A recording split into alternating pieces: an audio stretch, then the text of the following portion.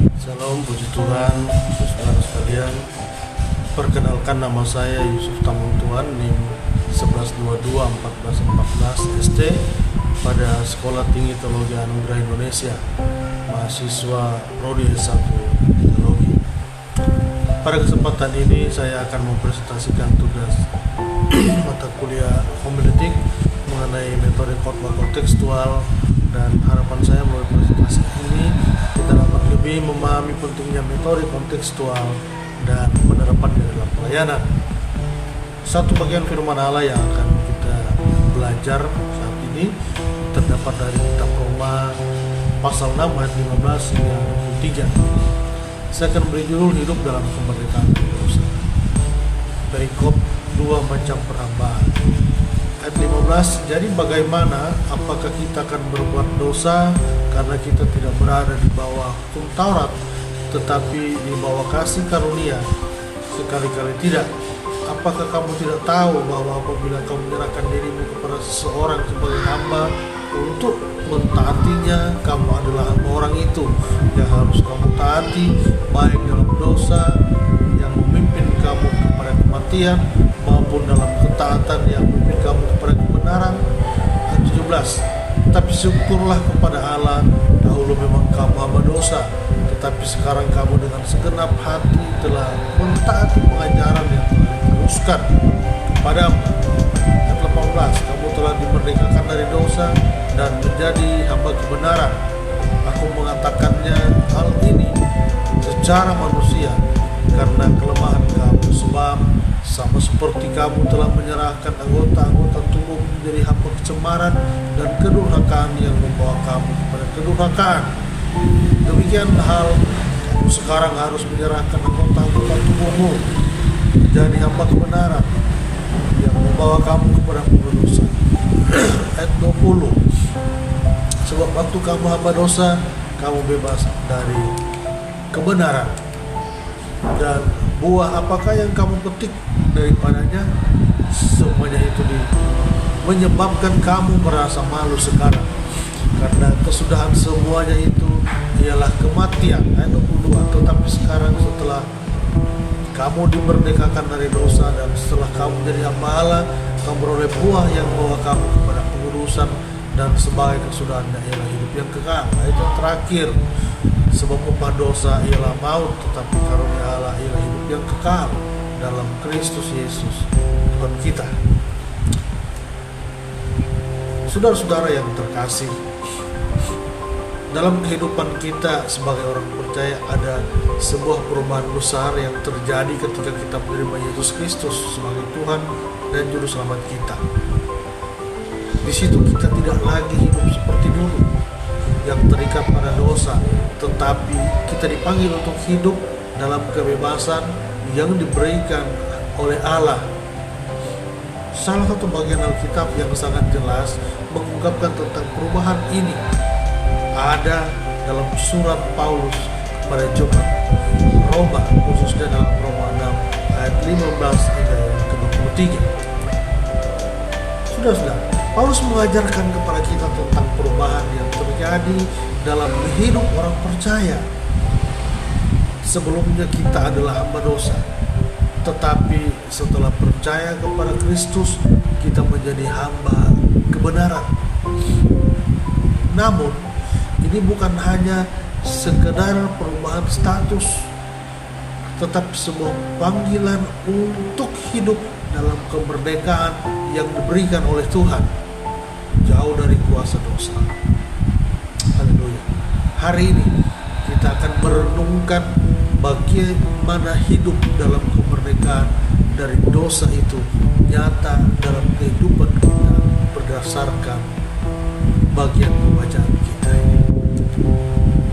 Poin yang pertama, ayat 15 hingga 16, tidak lagi hamba dosa. Paulus memulai bagian ini dengan sebuah pertanyaan yang menarik. Apakah kita hendak berbuat dosa karena kita tidak berada di bawah hukum, melainkan di bawah kasih karunia? Ayat yang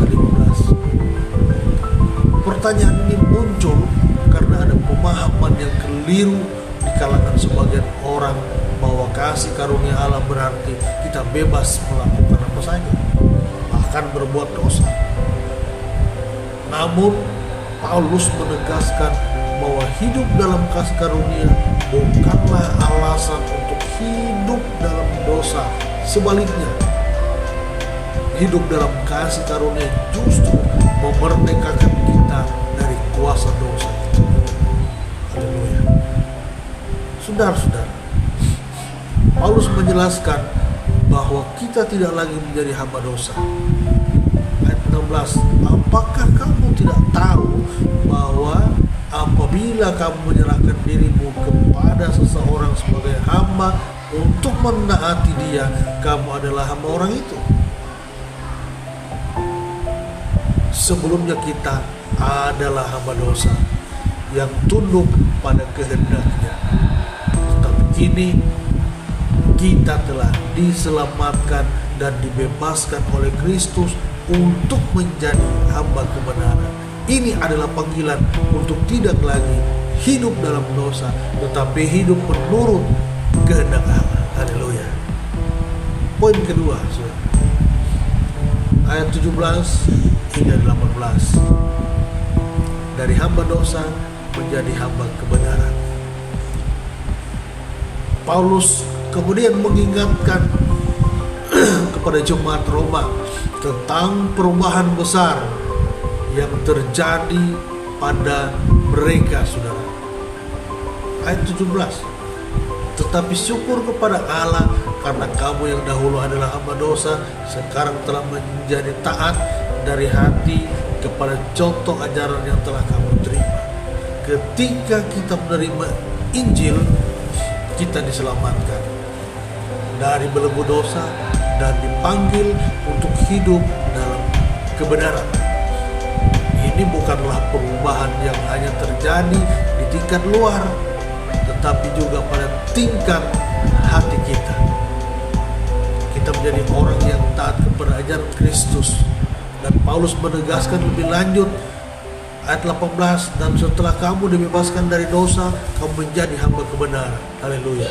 Artinya hidup kita yang dahulu diperbudak oleh dosa kini telah dipulihkan untuk hidup dalam kebenaran Allah. Saudara-saudara, kehidupan kita seharusnya mencerminkan perubahan tersebut, dan kita harus berjuang untuk hidup sesuai dengan kehendak Tuhan, bukan lagi menurut keinginan daging atau dosa. Bagian yang ketiga, ayat 19 sampai 22. Pemberontakan terhadap dosa dan menghamba kepada Allah.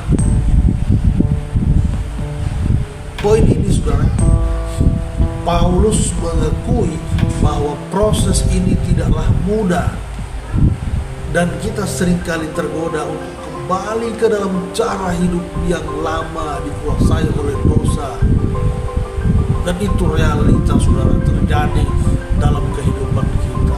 Apakah itu hamba Tuhan, apakah itu jemaat, apakah itu orang yang di luar kita. Ini sering terjadi, saudara. Namun ia mengingatkan kita untuk tidak menyerah. Haleluya.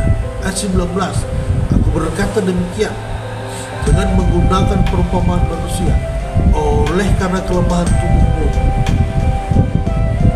dosa mungkin terus menggoda kita, tetapi kita harus semakin belajar untuk hidup dalam kebenaran dan kesucian.